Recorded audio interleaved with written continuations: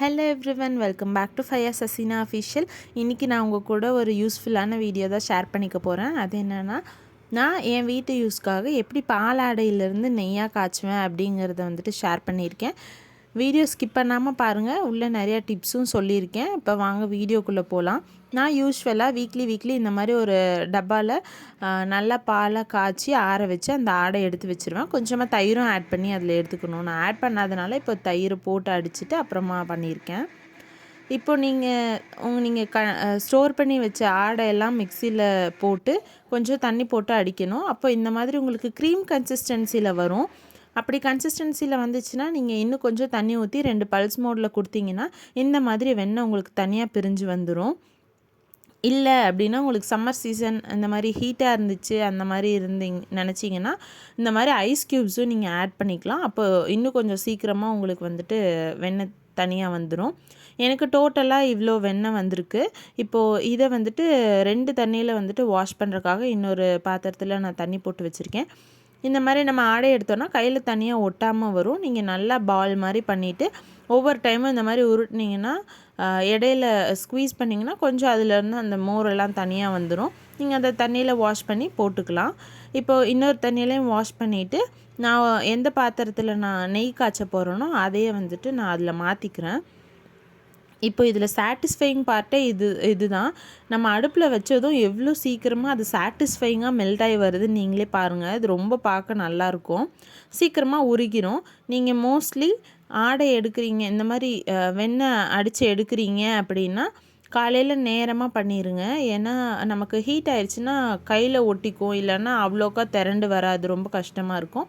அப்படி இருக்கிற பட்சத்தில் நீங்கள் ஐஸ் க்யூப் போட்டுக்கோங்க. இப்போ நான் உங்களுக்கு அந்த கன்சிஸ்டன்சி காமிச்சேன் இல்லையா, ஃபுல்லாக மேலே நுறையா, அது வந்துட்டு பட்டர், மெல்டட் பட்டர். நமக்கு இந்த மாதிரி தனியாக பிரிஞ்சு வர வரைக்கும் நல்லா காய்ச்சணும்.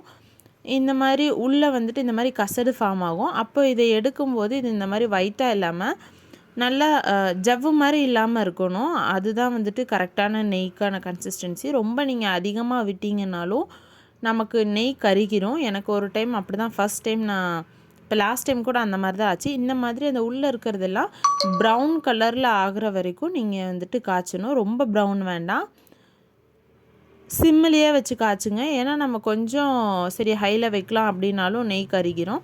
இறக்க போகிற நேரத்தில் உங்கள்கிட்ட கருவேப்பிலையோ முருங்கைக்கீரையோ இருந்துச்சுன்னா அதை போட்டு நீங்கள் காய்ச்சி ஆஃப் பண்ணிடலாம்.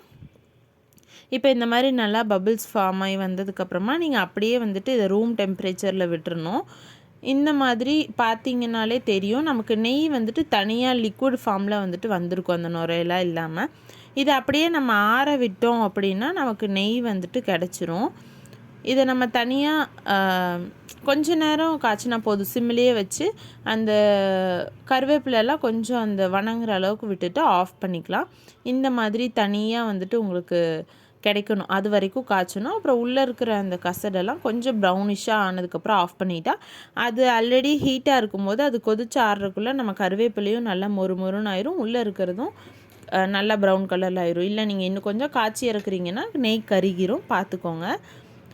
இந்த மாதிரி நமக்கு இப்போ ஆறுனதுக்கப்புறமா தனியாக கிடச்சிரும். நான் வந்துட்டு எப்பயுமே ஒரு கண்டெய்னரில் போட்டு ஸ்டோர் பண்ணி வைப்பேன். இப்போது ஒரு வடிகட்டி வச்சு எந்த கண்டெய்னரில் போடணுமோ அதில் நீங்கள் வடிகட்டினீங்கன்னா அந்த கசடெல்லாம் இல்லாமல் நமக்கு வந்துட்டு நல்லா சூப்பரான தெளிவான நெய் வந்துட்டு நமக்கு கிடைக்கும்.